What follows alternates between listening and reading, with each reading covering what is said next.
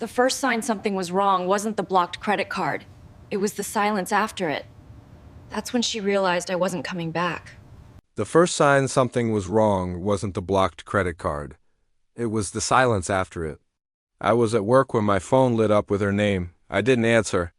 Not because I was angry, but because I already knew what the call would be about. I'd spent years anticipating moments like this, learning the difference between urgency and entitlement. When she called again, then a third time, I just put the phone face down and finished what I was doing. By the time I checked, there were 6 missed calls and 1 voicemail. "Marcus, this isn't funny," she said, her voice tight with irritation. "My card isn't working, call me back." I didn't. For 12 years I had been the quiet engine behind her life. I paid the bills. I handled the investments. I made sure the systems kept running so she never had to worry about consequences. Somewhere along the way, that reliability turned into invisibility.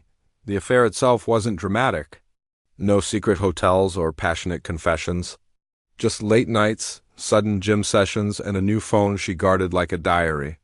When I finally confirmed it, I felt more tired than hurt. Betrayal loses its shock value when you've already been emotionally dismissed. What surprised her was not that I knew. What surprised her was that I stopped responding. The credit cards were joint, but the accounts weren't, a legal detail she'd never bothered to understand.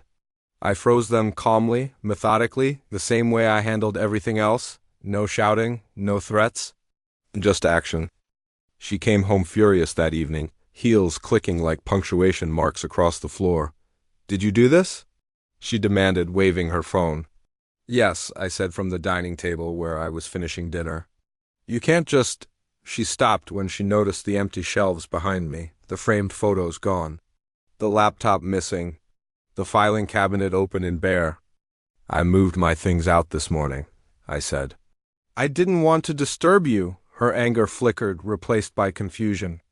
"You're overreacting." That was always her favorite word. I slid an envelope across the table. Inside were copies, messages, receipts, dates, proof laid out cleanly, unemotionally. I didn't need her to admit anything.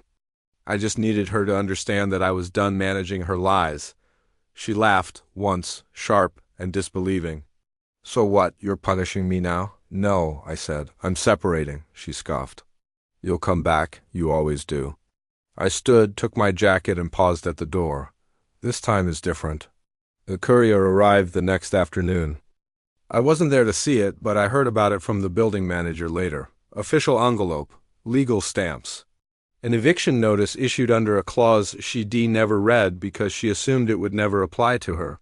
The apartment was owned by an LLC, and the LLC was mine. She called me again.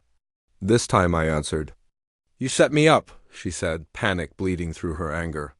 "Where am I supposed to go?" I considered the question carefully. "That's not my problem anymore," she cried then. Real tears, not the strategic kind. She talked about how lonely she felt, how she didn't think I'd actually leave. "That's the issue," I replied. "You never thought I would." I hung up before she could say my name again. The divorce process was quiet, efficient. She fought harder when she realized there was no dramatic reconciliation coming, when she understood that the life she'd been living was subsidized by a man she'd already replaced. I moved into a smaller place across town, nothing fancy, just clean, quiet, and mine. I slept deeply for the first time in years. A month later, she tried a different approach.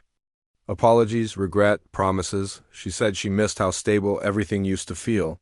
"I miss stability too," I said. "That's why I chose myself." Time did what time always does. It sorted things out. Friends chose sides. I rebuilt my routines, focusing on my own peace instead of fixing someone else's chaos. One evening, my phone buzzed with a notification from my bank. Final settlement processed. Accounts closed. A clean break. I poured myself a glass of water and stood by the window, watching the city lights come on. People think revenge has to be loud and messy. They don't understand the power of quiet boundaries. Her cards were blocked. Her lease was terminated. Her safety net disappeared. Not because I hated her, but because I finally stopped protecting someone who had already decided I didn't matter. And in that silence she hated so much, I found something I hadn't felt in a long, long time. Relief. Thanks for listening. Don't forget to like and subscribe for more stories.